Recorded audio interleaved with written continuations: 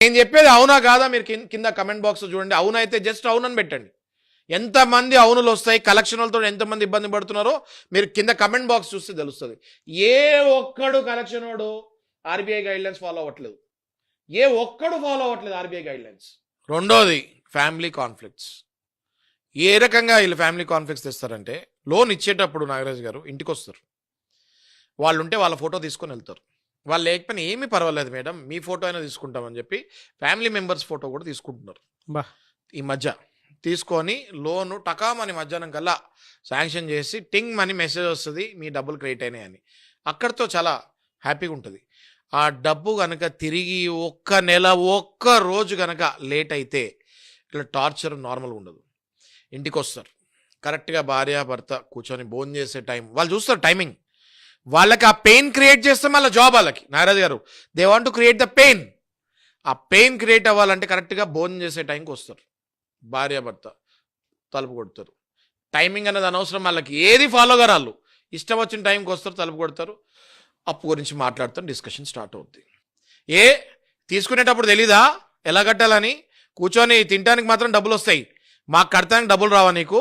ఆ డబ్బులతోనే కదా తింటున్నావు అని అంటారండి నాగరాజు గారు. ఈ డైలాగులు చాలామంది కలెక్షన్ వాళ్ళు యూజ్ చేస్తారు, విచ్ ఇస్ వెరీ రాంగ్. అలా చేయగానే ఒక్కసారిగా భార్య భర్త ఇద్దరు పరువు, ఒకళ్ళ ముందు ఒకళ్ళు ఇద్దరు పరువు పోతుంది. మేజర్గా భర్త పరువు భార్య ముందు కంప్లీట్గా పోతుంది, సంక నాకిపోతుంది.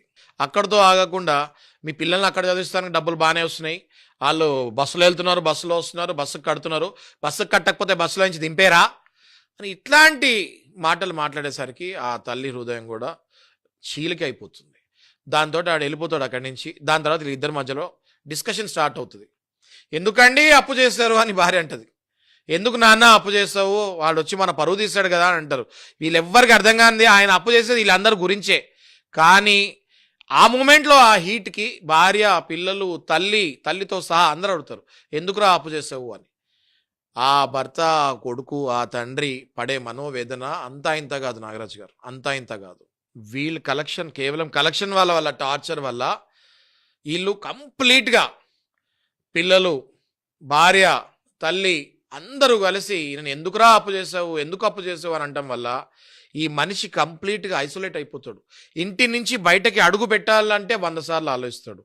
ఆఫీస్కి వెళ్తాం మానేస్తాడు, బంధువుల ఫోన్లు ఎత్తుతాం మానేస్తాడు, సొంత అన్నదమ్ములు, సొంత అక్క చెల్లెలు ఫోన్లు ఎత్తుతాం కూడా మానేస్తాడు. ఎందుకంటే వాళ్ళు అడుగుతారు, ఎందుకు బయటకు రావట్లేదు, ఎందుకు ఆఫీస్కి వెళ్ళట్లేదు అని. కంప్లీట్గా he will isolate himself and ఒక రూమ్లో కూర్చొని ఉంటాడు. బయటకు అడుగు కూడా పెట్టాడు నాగరాజు గారు. It is nothing but it is getting in to complete deep depression which will lead to suicide symptoms. ఇళ్లలో జరుగుతున్నాయండి ఇది. మీరు కావాలంటే చూడండి నాగరాజు గారు, కింద ఎంతమంది అవును అవును అంటారో మీరు చూడండి.